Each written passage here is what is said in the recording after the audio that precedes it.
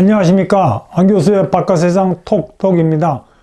어느 나라건 간에 아주 부패한 공무원이나 정치인이 거액의 뇌물을 받을 때는 3,7제로 달라고 그런답니다.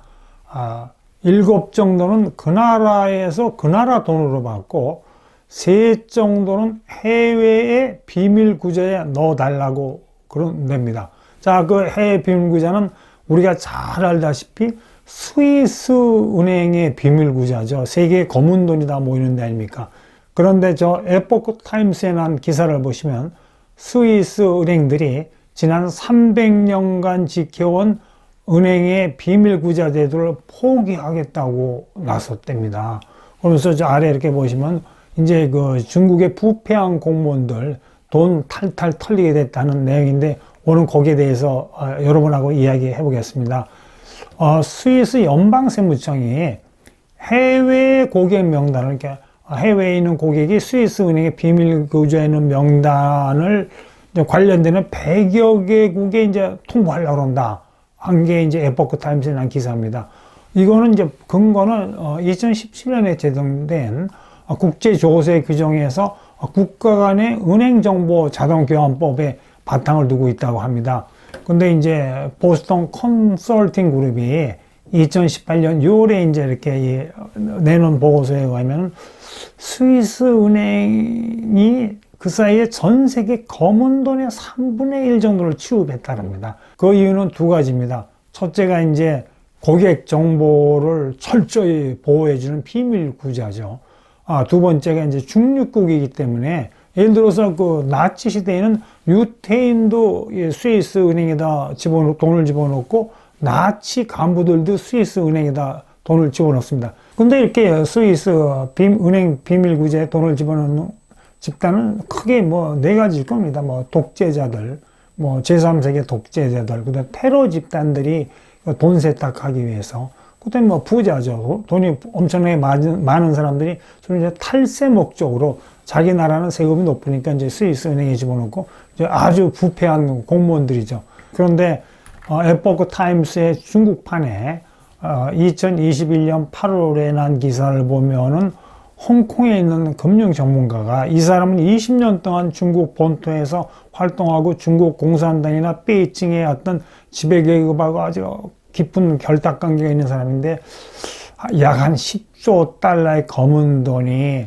해외 비밀 구제에 나가 있다. 이렇게 그 이야기를 했다고 에포크 타임스가 보도하고요.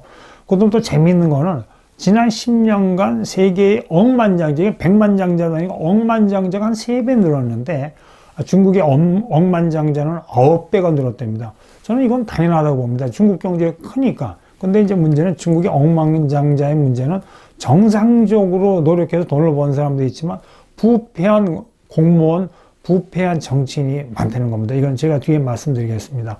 그 다음에 이제 국제결제은행이라는 데가 있는데 여기에 이제 연례 보고서를 보면 약간 오래됐지만 2002년 12월 9일에 나온 보고서인데 중국 은행들이 카리브의 텍스 헤븐, 조세 천국이죠. 텍스 헤븐이 있는 그 자회사로 빼돌린 돈이 한 3조 달러 됐다. 이게 해외로 빠져나간 검은 돈이라는 의심을 받는 돈이죠. 자, 그럼 우리가 관심을 갖는 거는 사실 스위스 은행이 비밀구자 제도를 이용해서 짭짤하게 돈을 많이 벌었거든요. 재미를 봤거든요. 뭐 유태인이 그 학살당했을 때는 그 돈은 스위스 은행이 덜컥 먹었고, 그다음에 나치 간부들이 맡긴 돈은 또 전후에 이 전범으로 몰려서 감옥 들어오니까 그 돈도 꿀꺽 먹고 여러 가지 형태로 짭짤한 장사를 봤는데 왜 그러면 스위스 은행이 이렇게 장사 잘 되는 비밀 구자들을 포기하려 할까, 이런 그 의문인데, 이게 이제 결국은 미국 연방정부하고 미국 의회가 아주 집요하게 압력을 넣었습니다. 2008년에 글로벌 금융위기가 나고 나서 미 법무성이 UBS, 이건 스위스의 아주 대표적인 은행이죠. UBS한테 야, 너희 그 비밀 구자에 불법 자금이 들어가는 거니까, 그러니까 미국 사람들이 세금을 안 내기 위해서 이렇게 불법적으로 비밀 구자에 돈을 집어넣기 때문에 약 수십억 달러 미국이 어떤 세금을 걷지 못했다. 그러니까 UBS한테 세무조사하겠다는데 그것도 텍스 프로드. 그냥 단순한 정기 세무조사가 아니고 너 여기 약간 세무 조작 뭐 이런 거 할 의심이 있기 때문에 조사하겠다는데 텍스 프로드는 한번 이렇게 두드려 맞으면 엄청나게 큰 벌금이 매겨지거든요. 그러니까 USB가 굴복을 하면서 5만 2천 명 정도의 미국인 구자를 갖고 있는데 다 준 건 아니고 상당수는 일단 줬다 합니다. 절대로 그 스위스인들이 한꺼번에 홀랑 다 주지는 않죠. 찔끔찔끔 이렇게 압력받아서 갖다 주는데 또 같은 해 미 의회가 또 칼을 뺐습니다. 요번에는 단순히 뭐 세무조사 하겠다는 게 기소하겠다는 스위스 은행 특히 UBS를 그 미국 부자들이 불법적으로 스위스 은행 비밀 구자의 돈을 유출시켰기 때문에 조세 수입이 한 180억 정도 그 손해를 봤다. 하고 미 의회가 막 험하게 나오니까 이제 스위스 UBS가 항복한 거니까 스위스 정부가 항복을 했습니다. 거의 항복이죠. 약 7억 8천만 원의 벌금을 물었고 스위스 정부가 그 다음에 이제 UBS가 약 280명 미국인의 이제 세금 포탈 의심 가는 사람들이죠. 의심 가는 명단을 미국에 넘기는 것을 스위스 정부가 허락했습니다. 지금 분홍색으로 허락했다고 왜 썼냐면요. 이 스위스 은행의 비밀 구자 제도는 개별 은행이 운영하는 게 아니고 스위스 연방법에 정해져 있습니다. 그 연방법 법조항 중에서 스위스 은행에 근무하는 은행원이 고객 정보를 유출시키면은 이건 범죄 행위인데 이것도 무슨 경범죄가 아니고 아주 중대한 범죄 행위입니다. 이걸 반증해주는 재미있는 스토리가 하나 있는데 로마에 근무하는 스위스 은행원 2명이 무슨 범죄에 연루된 사실로 이태리 경찰에 조사를 받은 거예요. 그러니까 이태리 경찰이 야, 너의 고객 정보, 그 고객이 범죄에 연루된 것 같으니까 고객 정보 내놔라. 그러면 너 풀어줄게 하면서 이제 그 협상을 한 거죠. A라는 스위스 은행원은 그냥 그 이태리 경찰에 고객 정보를 줘버렸습니다. 그러니까 이태리 경찰에서 풀려났고 스위스로 왔는데 스위스 국경을 넘자마자 체포됐어요. 왜냐하면 스위스 연방법에 의한 고객 정보 보호 의무를 소홀히 했거든요. 근데 B라는 그 스위스 은행은 안 물었어요. 그러니까 이탈리아에서 감옥에 들어갔거든요. 근데 이제 재밌는 거는 그 사람이 풀려 나와서 스위스로 갔을 때, 이거 은행법을 지키기 위해서 이제 감옥살이 했다 그러면서 대대적으로 뭐 이렇게 좀 대접을 받고 그 위로금까지 받았다고 합니다. 이 정도로 스위스는 연방정부 차원에서 은행의 비밀 구자 제도를 철저히 유지하고 있는 겁니다.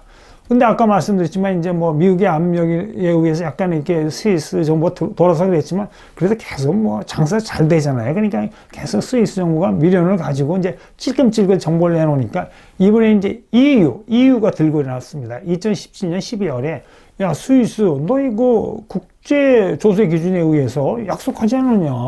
저렇게 고객 정보를 주기로 했는데 너희 자꾸 이 핑계 저 핑계가 안 주니까 너희들은 비협조적인 국가의 그레이 리스트에 올리겠다고 이제, 위협을 한 거죠. EU 차원에서. 근데 프랑스 법원이 스위스 은행을 징벌로 하는 강력한 판결을 내렸습니다. 2019년 2월에 UBS, 그 스위스의 대표적인 은행이 프랑스 부자의 탈세를 돕고 은닉 해지했던 혐의로 약 45억 유로, 우리나라 돈으로 약 5조 7천억 원입니다. 의 벌금과 배상금을 매겼습니다. 이 45억 유로면요, 스위스 UBS 은행의 1년 영업 실적하고 맞먹는 거예요. 근데 재미있는 건요, 이렇게 미국이 압력을 넣었을 때 스위스 은행들이 고객 정보를 이렇게 모든 나라에 준 게 아니고 이제 처음에 미국에 줬고 그 다음에 EU 민주국가들한테 주고 2019년 이전에는 중국하고 러시아에는 안 줬습니다. 근데 2019년 12월에 2019년 말에 중국하고 러시아에도 이제 주겠다고 얘기하고 그 약속한 정보를 이제 넘기려고 되는데 그 넘기는 고객 정보에는 계좌 소유자 이름, 주소, 거주국, 계좌번호 이런 게 다 들어간다고 합니다. 다 들어가는데 이런 정보가 이제 스위스가 보기에 중국에 관련되는 고객 정보를 베이징에 이제 넘기는데 이 정보가 베이징에 넘어가면은 우선 제가 여러분하고 한번 생각해 보고 싶은 게 시진핑 주석이 어떤 표정을 지을까요? 그래서 명단이 쫙 넘어오면은 쭉 명단 보고 이렇게 자기 정치적으로 반대편에 쓴 사람이 그 고객 명단에 있으면 이거는 완전히 칼자리를 친 거죠.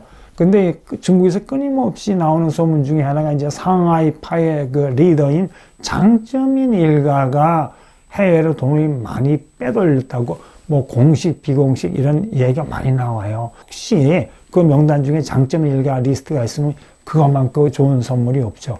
두 번째 우리가 생각할게.